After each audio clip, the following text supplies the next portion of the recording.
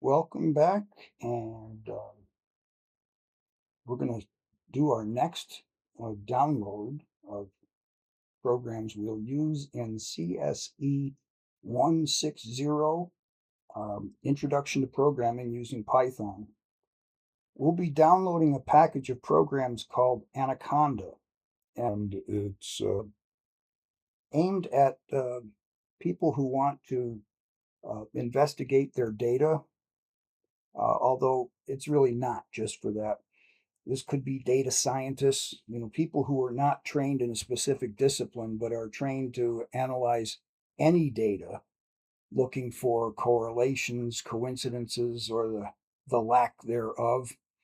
Um, it could be geographical data, it could be demographical data, like some mm, person, a political consultant looking for, people who might be psyched to vote for their candidate or something like that.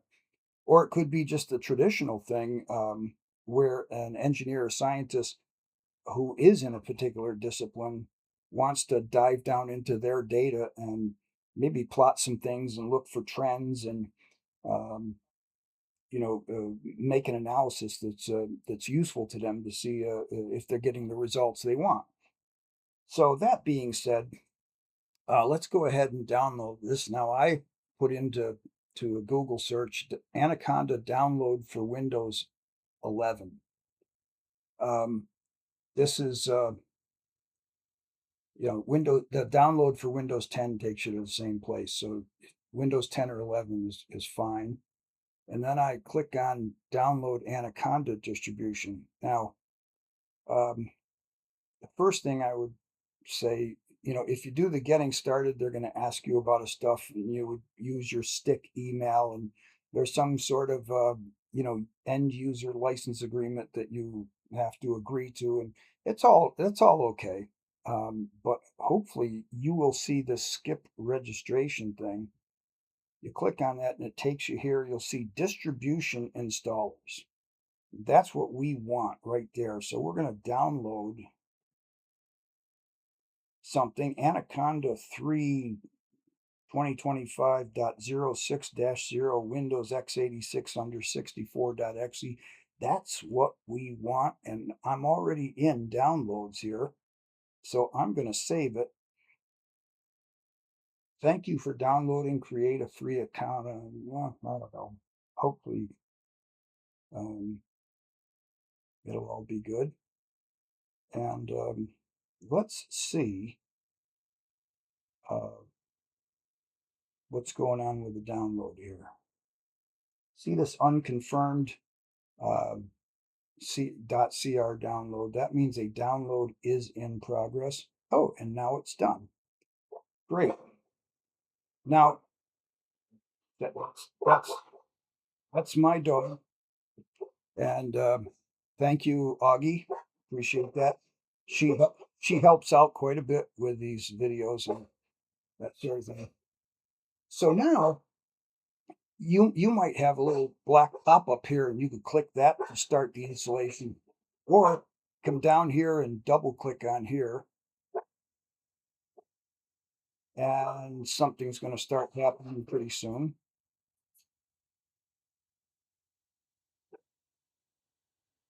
Yes,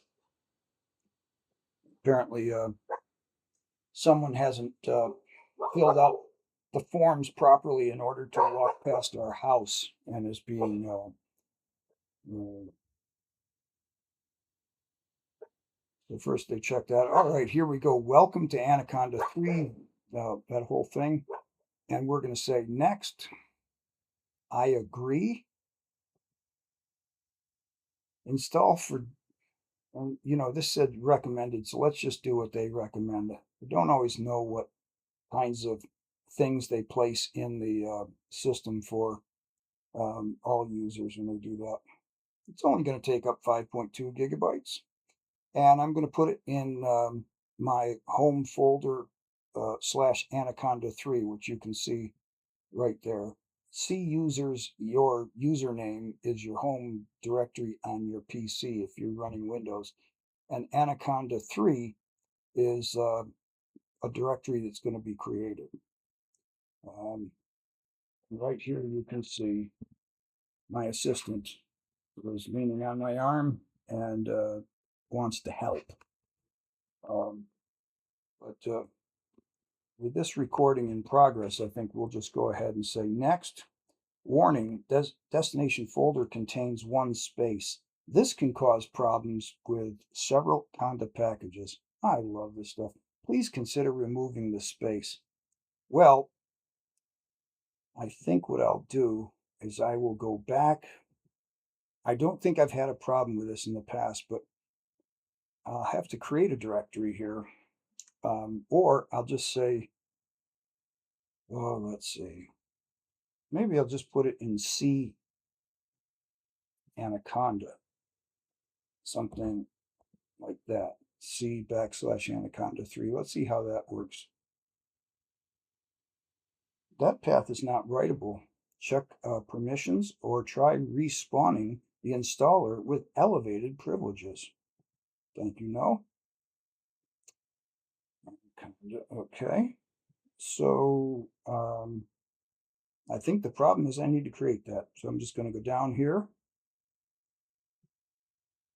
Going to go down to C colon. There we go. And I'm going to create a new directory here. And usually I like to get in between things here. I right click, I say new folder. Folder is same thing as directory. And I'm just going to call it, I'll go with their lowercase, Anaconda 3. So let's see if that works. We come back here and here's our installer. Let's try this again. C Anaconda 3. Hey, create shortcuts, supported packages only, add counter in my path environment. I'm going to do not recommended. Okay, we're not going to do that. Clear the package cache account. I don't know. So let's install this thing.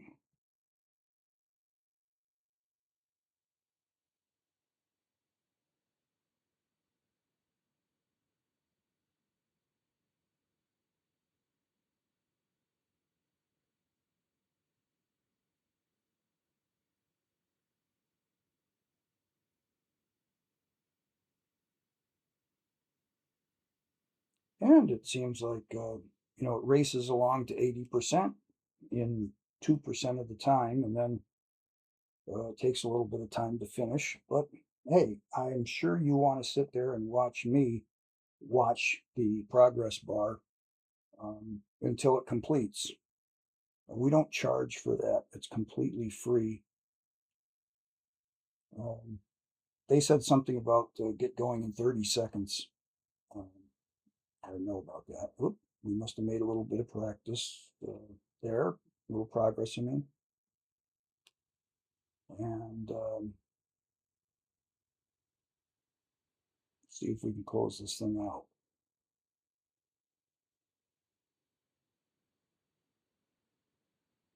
Just reviewing, so far we have installed base standalone Python. We installed PyCharm, which allows you to write Python programs with a polished integrated development environment for editing and debugging and running your programs. And it's probably one of our favored ways of doing that. If you become interested in doing a lot of Python programming, you might use PyCharm, or you might use the standalone version, or you might use Anaconda here. Of course, you have to live long enough to see the installation complete. That's the only problem there. And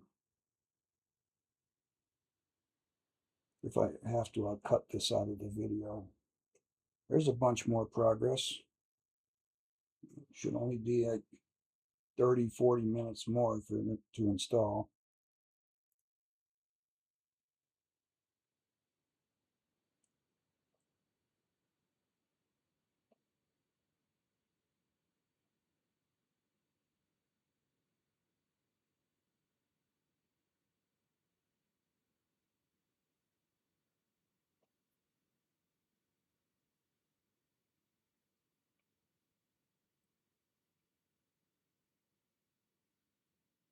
says it's setting up the base environment.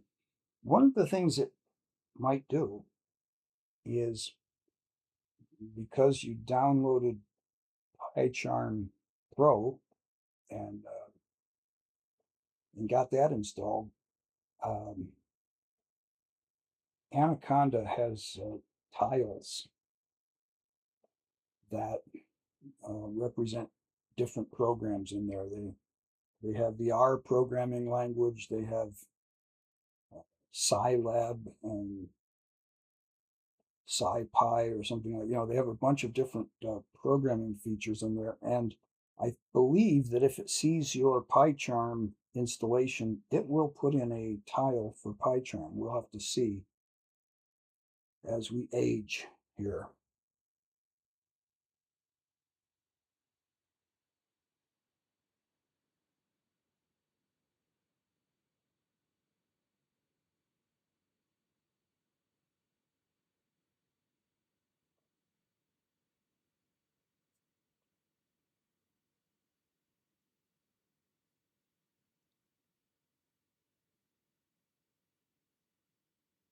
We're now 2 minutes into this, which makes their 30-second claim somewhat optimistic, I would say.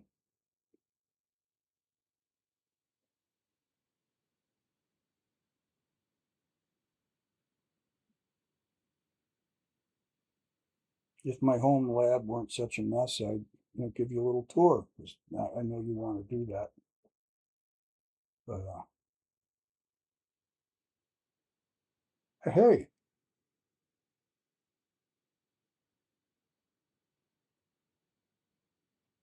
this looks like some kind of command prompt that's happening here.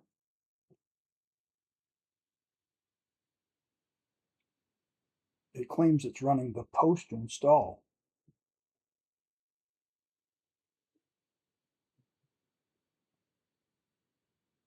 Um, Completed.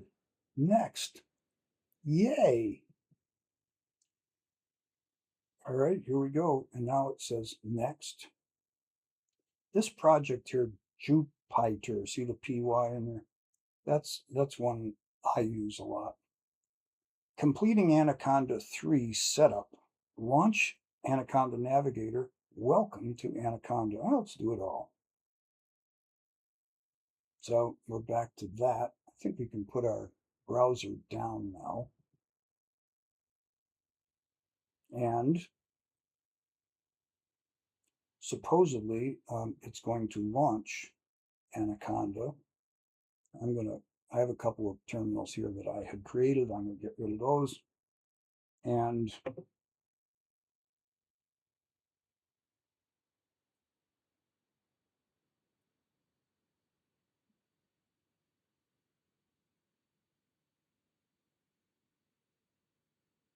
let's see what we have here.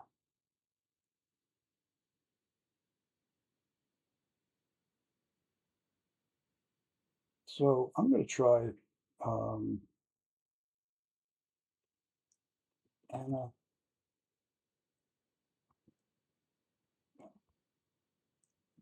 and Navigator. This is the thing that we want. But things are still going on in the background, so perhaps I should wait. I see windows opening and closing, and I don't. Oh, here it is. When you see this snake-like guy coming around, and sign in for AI coding help. I don't really do that. You're welcome to do it if you want. Now, um, two of the things that we will use in our class. Here's PyCharm, which you can launch from Anaconda Navigator. It's not really necessary though, because you can launch it from the Windows Start menu. And there comes PyCharm, and that's all happy and good.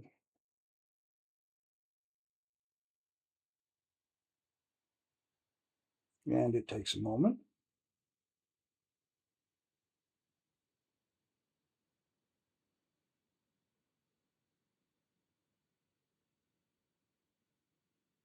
And there you go. There's PyCharm right there. Move this guy up out of the way. Um, and you can create a new project right there. Um, a new notebook. I haven't used that feature in PyCharm yet, but so I'm going to close PyCharm. The other feature that I use in Anaconda Navigator, um, I use Jupyter Lab. You don't have to. Um, and I do use Command EXE prompt. This launches a regular terminal, but it's got all the pointers to Anaconda. You see, it comes up in C users myconda Anaconda 3, and well, this was launched from there, and it puts me into my directory. If I do a dir here, I actually have a PyCharm projects directory and a Python directory. So if I then change directory cd Python, I can hit tab and it'll complete it for me. Python, I do a directory there. You'll see uh, some directories in here. CSE 160, go down there. And there'll be Python programs in here. A lot of these are IPYNB, which stands for IPython Notebook. IPython is now called Jupyter. You'll see here's some Py programs down there. All right, that's great. And the last thing is Jupyter Notebook. Click on Jupyter Notebook, which I think I just did.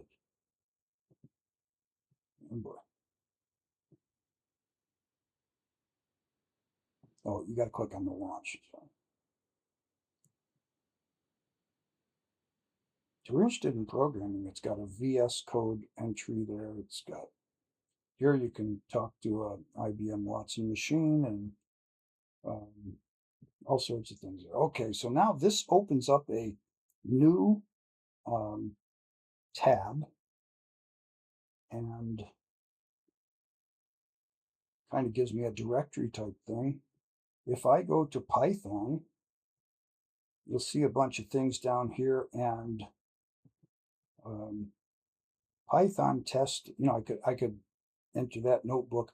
The other thing I can do is I can go to uh, sorry, I can go to new Python 3 IPY kernel. So now I have this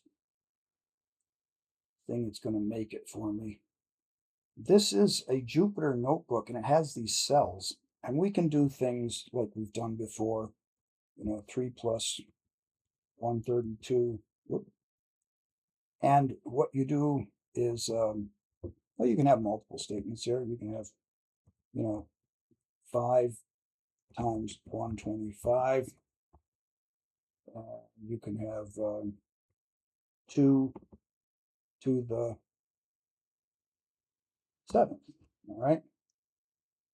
So the idea here is when you have the code in there that you want, you hit Shift Enter, and it executes this cell. These are individual cells.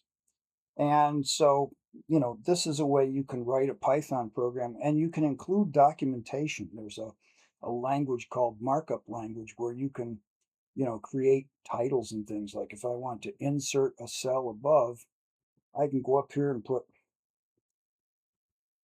3 octothorpe $, whatever you want to call it, hashtag. And I can say, this is a new Python demo program, mumbles and frats, right? Whoop.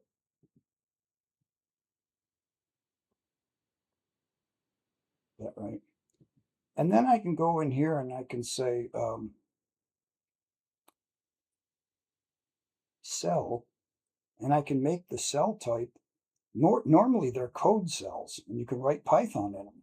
This one I'm going to make uh, a markdown cell, hit Shift Enter, and you see it becomes a documentation shell. You could have words up here, descriptions, or whatever you want. Well, I've taken 20 and a half minutes because we watched that progress bar, and I'm sorry about that, but it's, I think, stuff you should see.